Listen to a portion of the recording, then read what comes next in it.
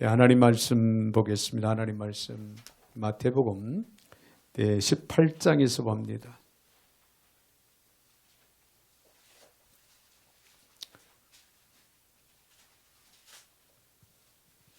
마태복음 18장 1절부터 6절까지 제가 받들어 봉독에 올립니다. 그때 제자들이 예수께 나와 이르되 천국에서는 누가 크니까? 예수께서 한 어린아이를 불러 그들 가운데 세우시고 이르시되 진실로 너희에게 이르노니 너희가 돌이켜 어린아이들과 같이 되지 아니하면 결단코 천국에 들어가지 못하리라. 그러므로 누구든지 이 어린아이와 같이 자기를 낮추는 사람이 천국에서 큰 자니라. 또 누구든지 내 이름으로 이런 어린아이 하나를 영접하면 곧 나를 영접함이니 누구든지 나를 믿는 이 작은 자 중 하나를 실족하게 하면 차라리 연자 맷돌이 그 목에 달려서 깊은 바다에 빠뜨려지는 것이 나으니라. 아멘. 6절까지 받들어 봉독에 올렸습니다. 자, 이은혜 집사님 가정 나와서 이 시간 특송 낮 시간에 이승희 집사님 안 왔어요? 오후에 낮 예배 때 준비하라고 그랬는데 그래요. 기도하겠습니다. 사랑의 주님 감사를 드립니다. 은혜 중에 저희들을 불러주시고 오늘도 성령으로 또 함께 하심을 믿고 감사를 드립니다. 특별히 어린이 주일을 맞이하여서 주시는 오늘 귀한 말씀을 잘 듣게 하시고 깨닫게 하시고 저희들 귀한 말씀을 부여잡고 아름다운 믿음의 삶을 이루어갈 수 있도록 복이 복을 더하여 주옵소서. 오늘도 부족한 종의 입술을 주관하시고 사용하시되 우리 하나님 영광 홀로 받아 주옵소서. 예수님의 이름으로 기도하옵나이다. 아멘. 할렐루야. 자, 우리 한번 옆에 분들하고 인사하실 때 이렇게 인사하겠습니다. 어린이들은 미래의 희망입니다. 네, 어린이들은 미래의 희망입니다. 여러분들 점점 시대가 이제 많이 변화된 그런 시대 속에서 어린아이들이 이제 믿음으로 잘 성장을 해야 하는데 여러 가지 모난 부분도 없잖아 있는 그런 모습들을 보면서 참 안타깝게 생각을 합니다. 분명한 것은 가정에도 또 교회에도 그리고 더 나아가서는 국가에도 시대적으로 어린아이들은 미래의 희망이라고 하는 것 이런 사실을 여러분이가 기억하면서 어린아이들을 위해서 여러분들이 중보기도를 뜨거운 마음으로 해야 될 줄로 믿습니다. 오늘 본문의 말씀을 통해서 어린이 양육에 대한 말씀으로 우리 함께 이 시간 생각을 하고자 합니다. 10명의 아이를 키운 부인이 있었습니다. 네. 아이가 10명이다 보니까 이 아이들을 어떻게 교육을 시키고 또 어떻게 결혼을 시키고 어떻게 이들을 양육하고 지도할 것인가 염려와 걱정이 되지 않을 수가 없겠죠.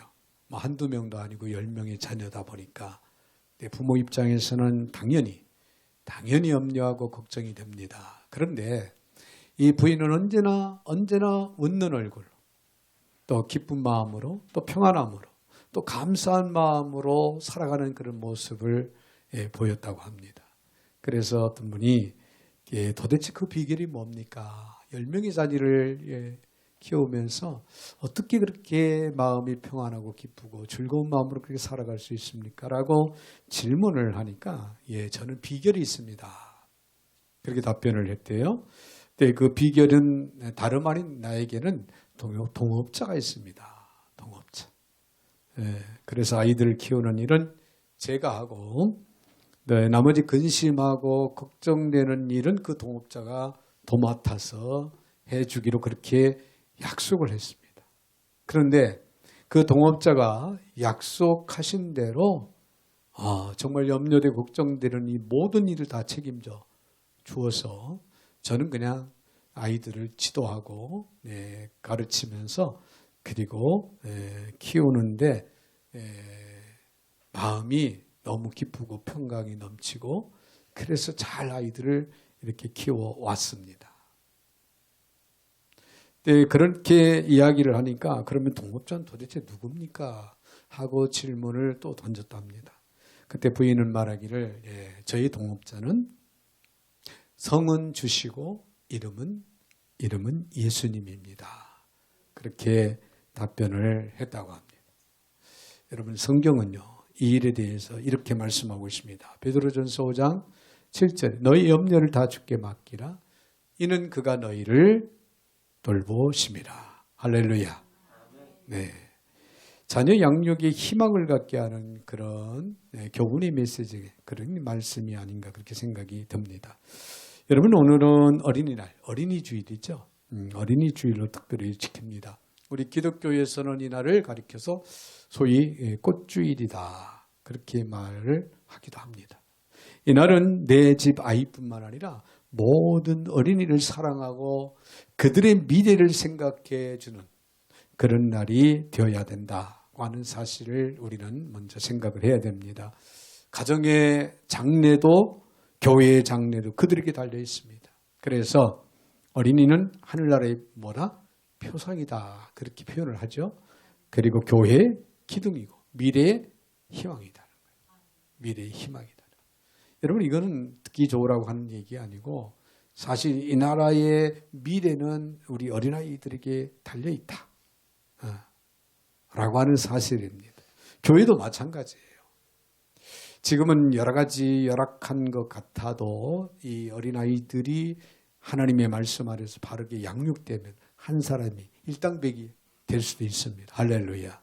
그래서 하나님이 원하시 기뻐하는 큰 사역을 잘 감당하고 지금보다도 앞으로 미래 우리 한수만 교회가 하나님의 큰 비전을 이루어갈 수 있는 그런 하나님의 그런 성전으로 또 성장할 수 있다라고 하는 희망 어린아이들에게 있다는 거예요. 그래서 내 어린아이들에게 하나님의 말씀으로 잘 가르치고 지도하고 양육함이 매우 중요하다라고 하는 사실을 우리는 기억을 해야 됩니다. 자, 그러면은 이 어린아이들을 어떻게 하나님의 뜻대로 우리가 양육하고 천국의 자녀로 성장시킬 것인가? 통계적으로 보면은 훌륭한 부모 교육 아래에서 훌륭한 자녀가 성장한다. 그런 통계를 우리가 볼 수가 있습니다. 즉 훌륭한 사람을 보면 반드시 그 배후에는 훌륭한 부모가 있다는 거예요. 여러분 그만큼 자녀들의 양육에 있어서 자녀들의 교육에 있어서 부모의 역할이 크다. 그런 답이 나오죠.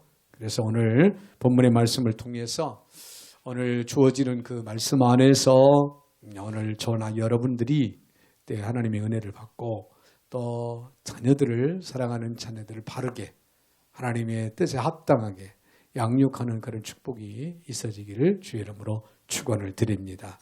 먼저 우리가 생각할 수 있는 것은요. 죄에 대한 인식을 심어줘야 된다는 거예요. 누구에게? 자녀들에게. 자, 오늘 본문의 말씀을 보면 1절에 이런 말씀이 나옵니다. 그때 제자들이 예수께 나와 이르되 천국에서는 누가 크니까 그런 말씀이 나오죠. 여러분 이 말씀은 제자들의 주요 관심사가 무엇인가를 우리에게 잘 보여주고 있는 나타내주고 있는 그런 말씀입니다. 즉 예수님을 정치적인 메시아로 오해한 제자들 주님의 나라가 이 땅에 이루어지는 날 누가 높냐? 네가 높냐? 내가 높냐? 네가 인기가 있냐? 내가 인기가 있냐? 네가 큰 임무를 맡을 것이냐? 내가 큰 임무를 맡을 것이냐? 내 제자들의 관심은 모두 여기에 있는 거예요.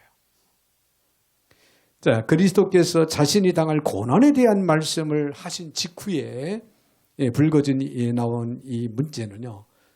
예수님의 그 죽음이 가지는 의미를 제자들이 바르게 이해를 못하고 알지 못하고 있었다고 하는 사실을 우리에게 잘 보여주고 있는 그런 말씀입니다. 만일 그들이 주의 죽으심이 구체적으로 나의 죄를 위해서 이 땅에 예수님이 오셨고 그 죄 때문에 예수님은 십자가에서 죽으셔야 된다. 이 가르침을 알았다면, 즉 다른 말로 표현을 한다면 제자들이요 죄의 인식을 바르게 하고 있었다면 감히 하나님의 나라가 도래할 때, 하나님의 나라가 이 땅에 세워질 때 네가 높으냐 내가 높으냐 이런 이야기를 논하지는 않았을 것이다. 그런 얘기예요.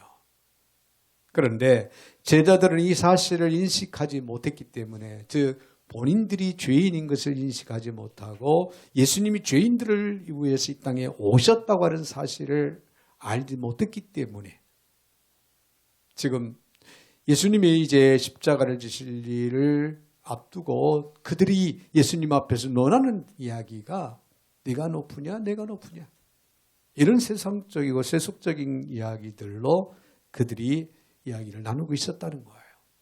오늘 사랑하는 성도 여러분, 우리 사랑하는 자녀들 정말 귀한 선물들이죠. 눈에 넣어도 아프지 않는 그런 자녀들이 하나님 앞에서 정말 하나님이 기억되고 하나님이 인정하고 하나님이 또 생명의 구원의 역사에 바로 세워져 인도하는 그런 축복이 있어야 될 줄로 믿습니다. 그러기 위해서는 먼저 죄를 인식할 수 있는 자녀들이 되어야 된다는 거예요. 우리는 하나님 앞에서 모두가 다 죄인이다. 예수 그리스도를 통하여 우리는 그 죄의 용서함을 받지 아니하고는 결코 하나님의 백성 자녀가 될 수 없고 천국에 들어갈 수 없다라고 하는 이런 죄의 인식을 바르게 가르칠 필요가 있다는 거예요. 또한 그들이 이렇게 자리를 놓고 다툰 데에는 그들의 제자들의 그 마음속에 자리했던 뭐가 있냐면 이기심도 한몫을 한 거예요. 이기심. 이기심은 남이 어찌됐든 간에 나만 잘 되면 된다. 세상이 어떻게 돌아가든 간에 나만 문제없고 나만 편하면 된다. 나만 성공하면 된다라고 하는 이런 생각. 이런 생각이 곧 이기심에서 발동하는 생각입니다. 따라서 이기심이 마음에 자리를 잡게 되면은 어떤 현상이 이루어지냐면은 다툼이라고 하는, 가정에서 이기심 때문에 다툼이 벌어지고 사회에서도, 직장에서, 학교에서도 이기심이 발동하면은 다툼이 따라오게 되어 있습니다. 여러분 보십시오. 성경에 보면은 가인이 아벨을 쳐서 죽인 이유가 뭘까요? 여러분 이기심 때문입니다. 에서와 야곱 사이에 분쟁이 일어난 이유도 여러분 이기심 때문에 그런 분쟁이 일어난 거예요. 그래서 장자권을 뺏고 축복권을 빼앗는 때에 고라 일당이 모세에게 반역을 일으킨 이유가 무엇입니까? 이것도 이기심 때문입니다. 초대교회 당시 헬라파 유대인과 히브리파 유대인 사이에 다툼이 일어난 사건도 따지고 보면은 이기심 때문에 그렇다는 거예요. 여러분 그렇습니다. 사람이 이기심을 극복하지 못하고 끌려다니게 되면은 필연적으로 타인과의 다툼을 유발하게 된다는 거예요. 여러분 동료 간에도 친구 간에도 가끔 다툼이 없잖아요. 있을 수가 있겠죠? 아니 여러분들은 아마 우리가 살아오면서 그런 경험도 해보았을 겁니다. 그 이유가 뭘까? 돌이켜 생각해 보면요. 이기심 때문에 그래요. 크든 작든 이기심이 없었다면은 결국 친구와 동료들과 다툼이 없었을 텐데 하는 생각이 들죠. 네, 그렇습니다. 대개의 다툼과 싸움은 다 이 이기심에서 비롯된다는 거예요. 자기를 비우고 그리스도께서 하셨듯이 남을 먼저 배려하고 남을 먼저 생각하고 남을 이해하고 편하게 해줄 수 있는 배려. 이게 주님의 마음이죠. 우리 사랑하는 자녀들에게는 이런 마음이 무엇보다 필요하다 그런 얘기예요. 그러므로 교회 안에서 발생되는 크고 작은 다툼도 대개의 경우는 이기심이 표출한 결과다. 그렇게 우리는 지적을 하지 않을 수가 없죠. 남보다도 자신이 크게 보이려고, 남보다도 자기 자신이 앞서 보이려고, 남보다도 자기가 인기를 차지하려고 하는 그 다툼의 결과는 이기심 때문에 등장한다 그 말이에요. 우리가 진정 그리스도를 닮아야 하는 하나님의 백성이고 하나님의 자녀라고 하면 철저히 우리는 어떻게 해야 돼요? 자신을 부인해야 됩니다. 자신을 내려놔야 돼요. 여러분 신앙생활을 한마디로 표현을 한다면요. 자신이 죽는 거예요. 내가 죽어야 돼요. 여러분 신앙생활을 바르게 하기를 원하시면 아멘? 내가 낮아져야 됩니다. 우리는 섬김을 받는 자의 위치에 서지 말고 섬기는 자의 자리에 서야 돼요. 그럴 때 신앙생활을 바로 하는 거예요.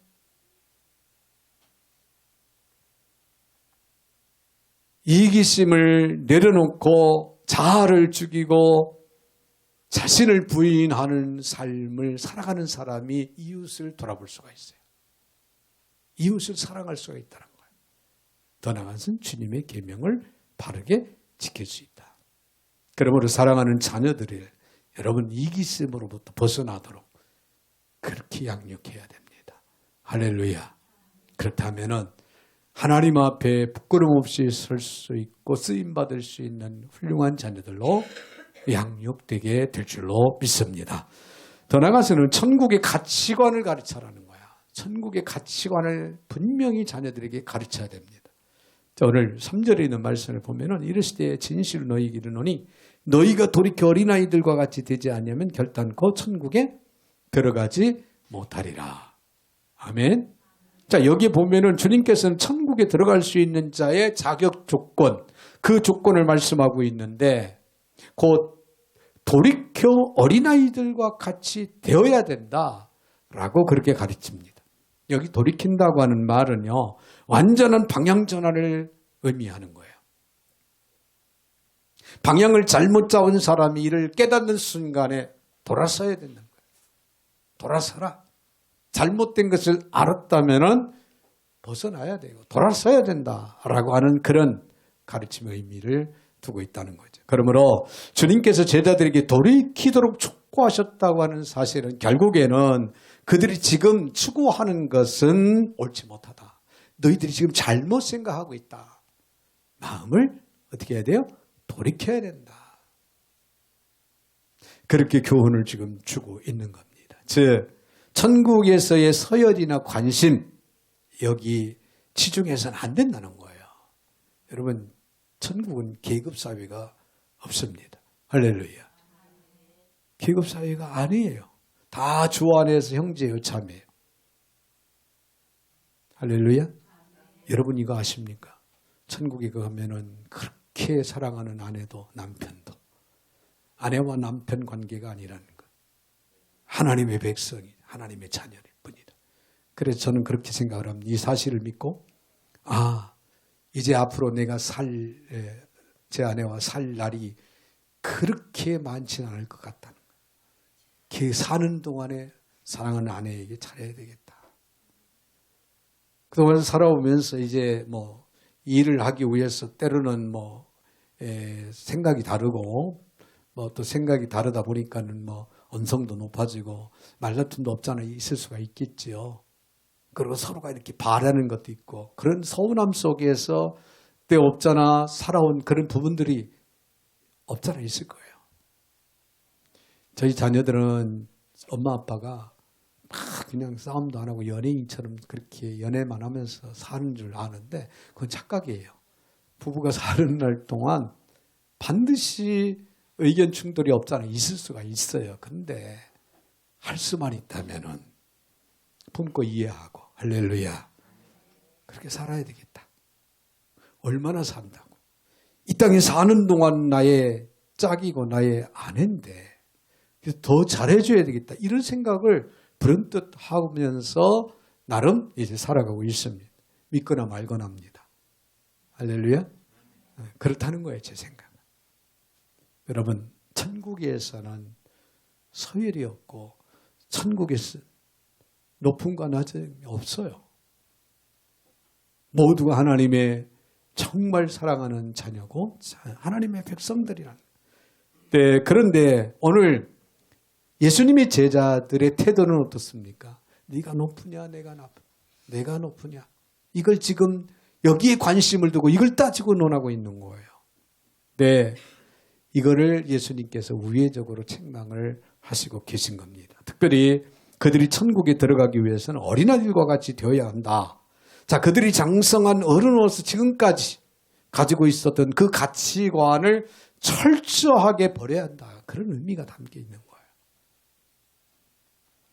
그들은 주님과 함께 하면서도 가치관이나 그들의 생각이 거의 변화가 없이 이전과 똑같은, 예수님을 만나기 전이나 예수님을 만나거나 똑같은 그런 가치관의 상태를 지니고 있었다는 거예요. 이것이 결코 작은 문제가 아닙니다. 여러분, 주님을 만나고 우리는 얼마나 변화된 삶을 살아가고 있습니까? 아니면은 주님을 만나기 이전에 그런 생각, 그런 가치관을 가지고 지금도 우리가 살아가고 있는지요? 분명한 것은 진정 하나님의 아들 예수 그리스도 우리의 구세주를 만났다면 우리의 생각과 우리의 가치관이 바뀌어져야 된다는 거예요. 할렐루야.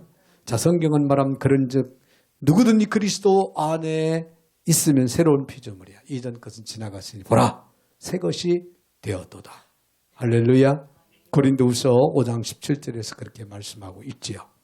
여기서 새롭다고 하는 말은 어떤 시간적인 새로움이 아니라 본질적인 새로움을 나타냅니다. 따라서 우리가 성도인 것이 확실하다면은, 우리가 그리스도인이라고 하는 것이 확신하다면은 가치관이든지 생각보다 바뀌어야 된다는, 본질적으로 바뀌어져야 된다. 그런 얘기예요. 여러분 소망은 어디에 있습니까? 하늘나라에 있어야 되는 거예요. 이 땅에 있는 것이 아니라 하늘나라에 있어야 돼요. 우리 썩을 육을 위해 살지 말고 썩지 않은 신령한 것을 쫓아 살아가야 되는 거예요.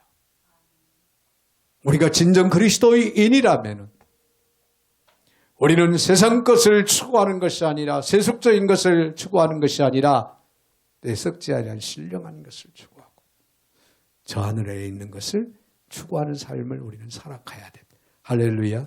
할렐루야. 오늘 예수님께서 제자들에게 천국의 가치를 가르치는 기회로 삼고자 오늘 어린아이를 불러 앞에 세우시고, 너희가 이 어린아이와 같이 되지 않으면 천국에 들어갈 수 없다. 오늘 4절에 이렇게 말씀합니다. 그러므로 누구든지 어린아이와 같이 자기를 낮추는 사람이 천국에서 큰 자다. 그들이 지금 세상적인 잣대로 논하고 있는 그 해답을, 정답을 오늘 예수님께서 4절에서 정확하게 해 주신 거예요. 생각을 바꿔라. 다시 말해 사람들의 인정이나 인기가 아닌 어린아이의 겸손함, 어린아이의 단순성, 혹은 순종의 특성이야말로 천국에서 가장 귀하게 평가되는 가치다라고 하는 사실을 예수님께서 가르치고 있는 거예요. 그러면 오늘날 우리 자녀들은 천국의 가치관을 철저하게 가르쳐야 돼요. 우리 자녀들이 천국의 가치관을 가지고 살아가고 있는가 점검해 봐야 돼요. 이 아이가 지금 천국의 가치관을 가지고 그렇게 살아가고 있는가를 여러분 점검해 봐야 돼요. 그래서 그 가치관 자체를 바르게 가르쳐야 한다는 거예요. 네. 그런데 우리는 자녀들에게 그들이 붙잡고 살아가야 할 그 가치로서 출세를 앞세웁니다. 성공을, 이 세상에서 성공, 인류 대학을 가야 된다. 또 인류 직장, 대기업을 들어가야 된다 등 훨씬 더 이를 위해서 주장하고 강조를 하고 있지 않는가. 언제 우리가 자녀들에게 겸손의 가치를 가르쳤습니까? 언제 우리 자녀들에게 순종의 가치를 가르쳤나요? 우리 자녀들에게 언제 우리는 섬김의 가치를 가르쳤나요? 주님은 말씀하십니다. 내가 섬김을 받으러 온 것이 아니라 도리어 종의 형체를 가지고 이 땅에 오신 주님께 섬기려고 오셨다. 여러분, 자녀들 데리고 고아원도 방문하시고, 노인들이 계신 요양원도 방문하셔서 아이들이 거기서 섬기는 그런 훈련, 삶 이런 것도 매우 실천하는 것도 중요합니다. 아이들 데리고 꽃동산, 놀이동산 데리고만 가지 말고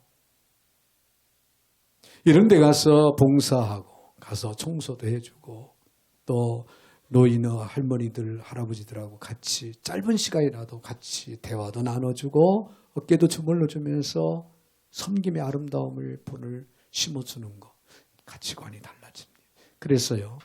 내 청소년들 아이들이 단기 선교 다녀오는 건 매우 중요한 거예요. 매우 중요한 거예요. 왜냐하면은 단기 선교를 가면은 일단 선교에 대한 복음에 대한 그런 비전을 안고 가잖아요. 그러면 가치관이 달라진다는 거예요. 가치관이 달라진다. 네, 이런 가치관을 어릴 때부터 우리는 아이들에게 가르쳐. 자, 아빠와 엄마는 네가 미국 가는 거 이상으로, 좋은 대학 가는 거 이상으로 내가 스승과 친구들 앞에 정직하고 겸손한 모습으로 사는 것이 훨씬 더 자랑스럽고 그걸 원한단다. 여러분 이런 말을 자녀들을 앉혀놓고 해본 기억이 있습니까? 열심히 공부해서 인류 대학 가라, 의사 되라, 박사 되라, 네, 뭐 검사가 되고 변호사가 되라, 판사가 되라 이런 말은 너무나도 많이 쉽게 하곤 하지요. 주님이 너 때문에 기뻐하면 좋겠다. 자녀들을 앉혀놓고 우리 예수님께서 우리 아들 때문에 우리 딸 때문에 기뻐하시고 행복한 마음을 주님이 가지시면 좋겠다. 여러분 하나님이 원하시고 기뻐하시는 삶을 살아갈 수 있는 자녀 최고의 자녀입니다. 할렐루야. 이 땅에서는 성공이라고 하는 그 레벨에 서 있지 못하다 할지라도 주님 앞에 기억되고 인정받을 수 있는 내 사랑하는 자녀라면 최고의 자녀입니다. 훌륭한 자녀예요.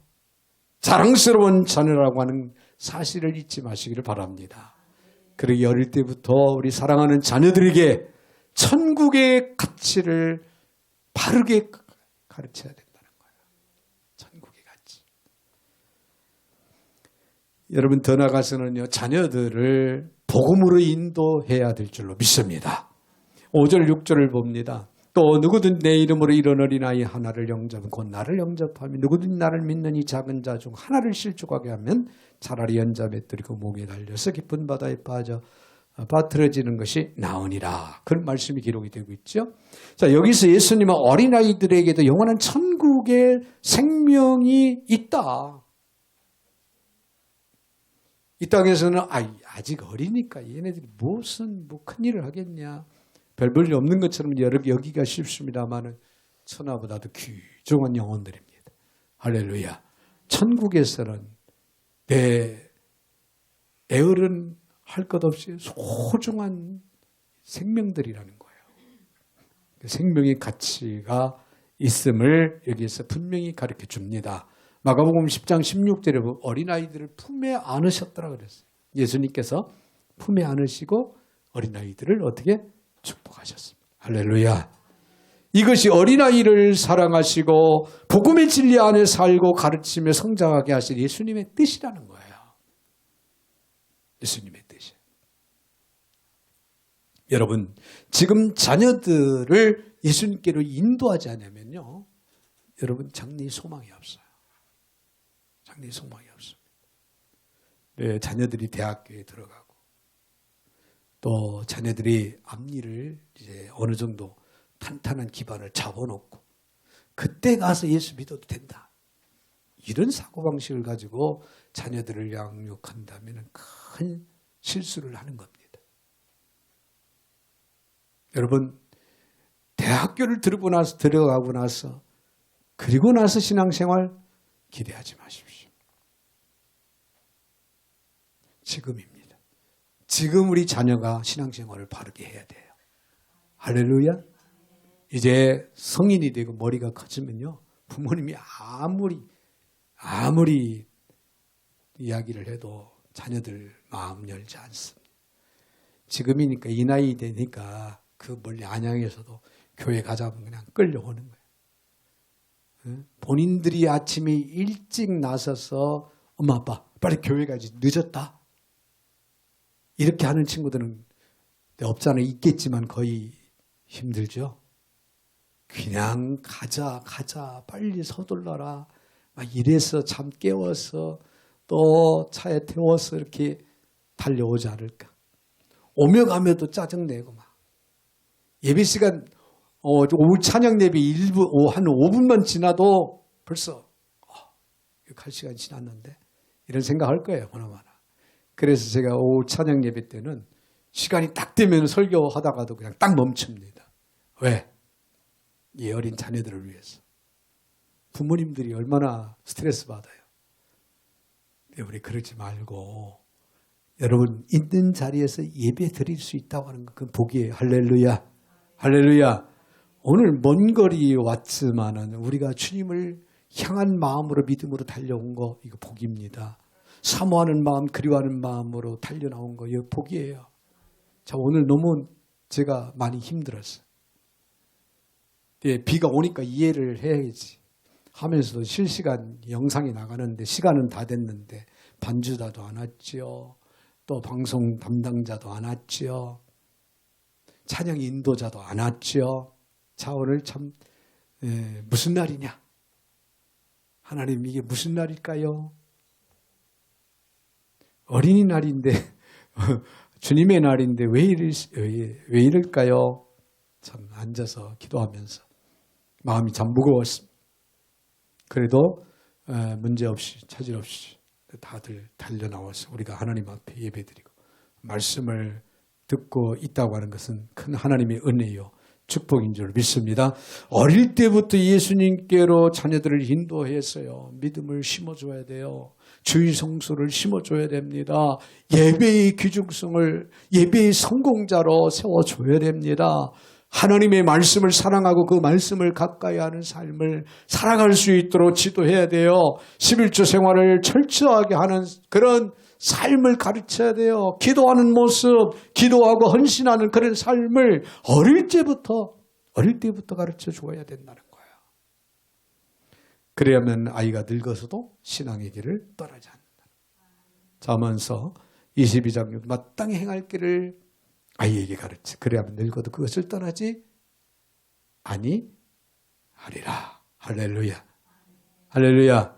자, 이를 위해서 가정에서 부모가 복음적인 삶의 모범을 보여야 된다는 것. 자녀들은요, 부모 앞에서 배우지 않고 부모 뒤에서 배운다는 말이 있어요. 이게 무슨 말일까요? 앞에서 앉혀놓고 아무리 잔소리해도 배우지 않는다는 거예요. 그런데 앞서서 부모님이 모범을 보여주면은 자녀들은 뒤에서 부모의 뒷모습, 뒷생활을 보면서 따라간다는 거예요. 배운다는 겁니다. 그래서 부모가 어떻게 사느냐를 보이는 것이 무엇보다도 중요하다는 거예요.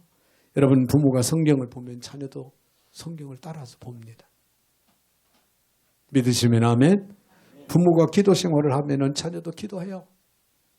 우리 부모님이 이런 어려움이 있을 때, 이런 위기가 있을 때 반드시 기도하죠. 그러면 자녀들도 어려움이 있다거나 또 위기를 당했을 때 반드시 뭘 하게 됩니까? 기도하게 돼 있어요. 이미 배웠기 때문에. 부모의 뒷모습을 보고 배웠기 때문에. 부모가 정직하면 자녀도 정직하게 됩니다. 부모가 사랑의 모범을 보이면 자녀도 그렇게 살아가는 것이 당연한 것으로 알고 그렇게 살아가는 거예요.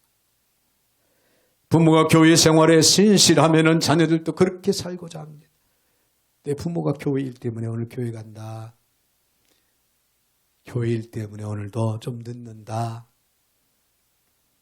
부모가 오늘도 교회일 때문에 우리 가족이 다 같이 교회 가야 된다. 이거 매우 중요한 얘기들이에요. 자녀들은 그 환경, 그 상황, 그 모습, 그 말을 귀담아 듣고 몸에 팹니다. 배워요. 그래서 부모가 교회 생활에 신실하면 자녀들도 그렇게 살아가게 돼 있어요. 부모가 복음적인 삶을 살면 자녀들도 복음적인 삶을 산다고 하는 사실, 여러분, 부모가 잘못된 것을 보이면서 어떻게 자녀들에게서 좋은 열매 맺기를 원할까요? 아닙니다. 가정에서부터 자녀들에게 진실함과 거룩한 생활을 보여야 돼요. 연행 참 조심해야 되겠죠. 때로는 내 감정 때문에 화도 내고 또 큰 소리도 내고 욕도 할 수도 있다 그러겠지만은 내 자녀를 생각한다면 참아야 돼. 할렐루야. 좋은 말 골라야 돼. 고운 말 골라서 해야 됩니다. 여러분 자녀들이 어떤 자녀입니까? 자녀를 위해서는 여러분 부모들이 자기 생명까지도 던지면서 자녀를 위해서 희생하는 게 부모 아닐까요? 네. 남아공에서 제 나이 되시는 선교사님이 오셨어요. 저희 선교관에 오셨어요. 한 달 예약을 했는데 어머니가 친정 어머니가 94세예요. 94세. 근데 이 선교사님이 금식을 하셨는데 보고식 하는 중에 자칫 너무 어지러워가지고 넘어져가지고 이 꼬리뼈가 다친 거예요. 그런 상태에 저희 선교관을 찾으신 거예요. 걱정이 많이 됐습니다. 엘리베이터도 없는데 3층에 숙소를 304호에 마련해 드렸는데 부모님이 난리가 난 거예요. 94세 된 어머니가 친정 어머님이 난리가 난 거예요. 내 나이 70이 다 되는데 내 꼬리뼈를 다쳤는데 어떻게 엄마로서 내가 내 집으로 와라. 내가 방을 다 비워놓을 테니까. 그래서 어쩔 수 없이 내 친정 어머님이 계신 곳으로 가셨어요. 그게 부모예요. 그게 부모예요. 94세인데도 불구하고 부모의 마음은 그렇습니다. 그게 부모를 위해. 그러면서 선교사님이 양해를 저한테 구해요. 그럼 뭐라고 말씀하냐면 부모님이 어머니가 사시면 얼마나 사시겠어요. 그렇게 소월인데 가드려야죠. 그래요. 가십시오. 그게 효도하는 길입니다. 네, 부모의 마음이 그래요. 그런 부모의 입장에서 자녀들을 여러분을 위해서 자녀들을 위한 길이라면 무엇 못하겠냐 이거예요. 자녀를 위해서도 더 열심히 복음적인 삶을 여러분이 드러내야 돼요. 그런 삶을 신실하게 살아가야 됩니다. 그래서 어버이는 스승이요 부모가 꿇는 무릎은 교훈이요 전하는 말씀은 교과서가 되어야 된다고 하는 그런 얘기예요. 부모가 범사에 복음적인 모범이 되기 위해서는 많은 희생을 각오해야 됩니다. 할렐루야. 많은 희생, 헌신이 필요하다는 그런 얘기예요. 말로만 자녀들 잘 되기를 바라고 교훈하지 말고 진정한 헌신, 자녀를 위해서 헌신하고 희생해야 돼. 이게 자녀들은 나에게 하나님께서 맡겨주신 기업이거든요. 자녀를 바르게 최선을 다해서 양육할 의무 책임이 있다 그 말이에요. 사랑하는 성도 여러분, 부모와 자녀들의 대화에서 복음에 대한 대화가 믿음에 대한 대화가 얼마나 중요한 위치를 차지하고 있는가. 오늘 이 시간 말씀을 통하여 다시 한번 돌이켜 생각하시기 바랍니다. 부모가 쉽게 세속적인 가치와 타협하고 믿음을 버리면 자녀도 그대로 따라서 한다는 것 잊지 마시길 바랍니다. 이것이 바로 실족해 하는 거라는 거예요. 내가 아예 실족해 한 영혼을 어린 생명을 실족해 하는 연자맷돌을 메고 바닷속에 뛰어들으라고 그랬어요. 얼마나 무서운 얘기입니까? 여러분 자녀를 우리가 실족해 하는 일이 있어서는 안 됩니다. 할렐루야. 앞장서서 본을 보이며 희생하면서 자녀를 바르게 하나님의 말씀으로 양육을 시켜서 저와 여러분들의 자녀들이 지금만이 아니라 후대에 이 나라의 미래의 큰 꿈이 되고 그리고 하나님 앞에 쓰임받는 일꾼들이 되시기를 주의 이름으로 축원을 드립니다. 거룩하신 하나님 감사합니다. 오늘 거룩한 날 주님의 날 특별히 어린이 주일로 지키며 또 오늘도 주시는 귀한 말씀을 우리들의 마음속에 깊이 새기게 하시고 저희들의 삶의 지표로 삼고 철저하게 자녀들을 하나님의 말씀 안에서 양육할 수 있는 그런 은혜와 지혜 그리고 능력이 되게 하여 주셔서 살아가는 자녀들의 어린 생명들이 하나님이 이 땅에 큰 희망이 되게 하시고 미래의 하나님의 일꾼들로서 크게 쓰임받는 축복이 넘쳐나게 하여 주시옵소서. 예수님의 이름으로 축복하며 기도하옵나이다. 아멘. 아멘.